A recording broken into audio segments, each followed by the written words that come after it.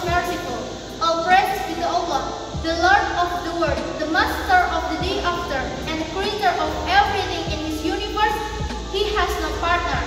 Peace be upon him, to our Prophet Muhammad Sallallahu Alaihi Wasallam, his family, his friends, and who follow him until the day of judgment. Segala puji bagi Allah, Tuhan semesta alam, yang telah mencurahkan nikmat dan rahmat-Nya, sehingga kita bisa berada di sini untuk mengikuti lomba safety education.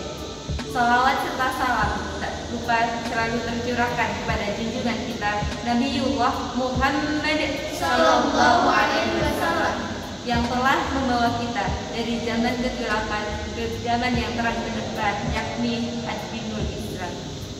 Bismillahirrahmanirrahim. Kita rasakan puji syukur kehadiran Allah Subhanahu wa taala yang sampai hari ini dan kita karya mereka warahmatan sallallahu hidayahipun, sehingga kita dapat melakukan wajib majelis perjuangan di keadaan sehat, berubah dan bersungguh beriman.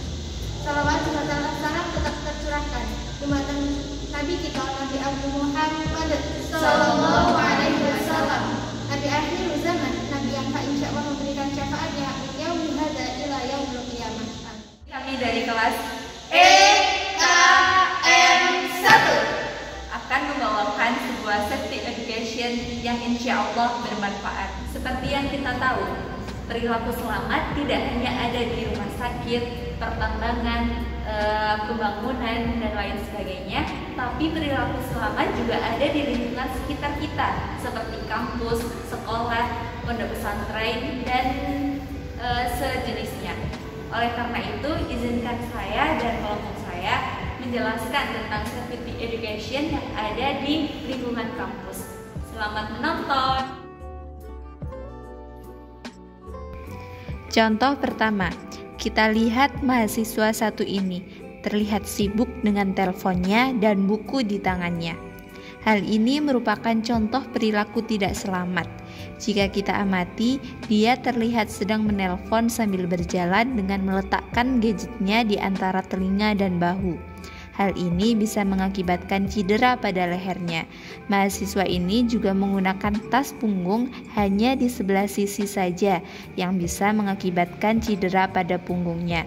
Selanjutnya, mahasiswa ini menulis sambil berjalan. Hal ini tidak selamat juga, karena tidak memperhatikan jalan dapat mengakibatkan tersandung atau terjatuh seperti yang di video.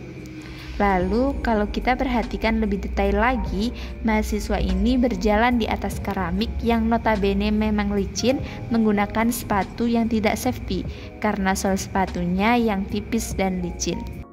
Lalu, bagaimana perilaku selamatnya?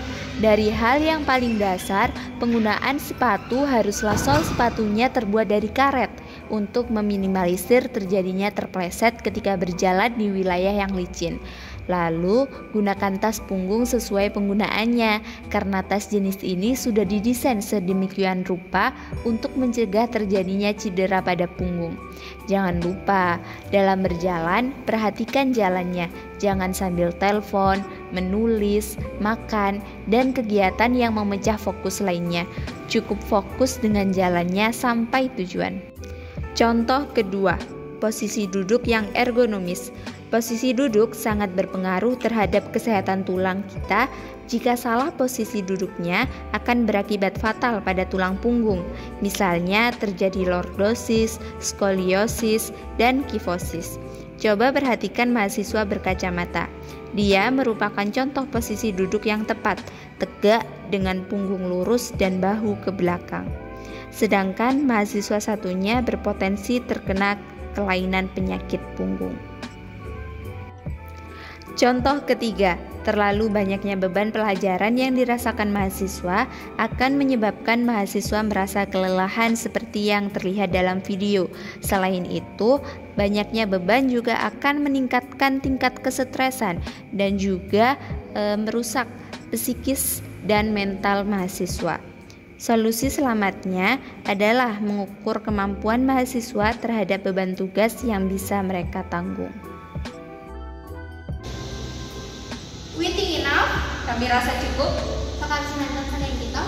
Thanks for your attention. Terima kasih atas perhatiannya. Matur suwun sampun mirsani. Tahiyah. Wassalamualaikum.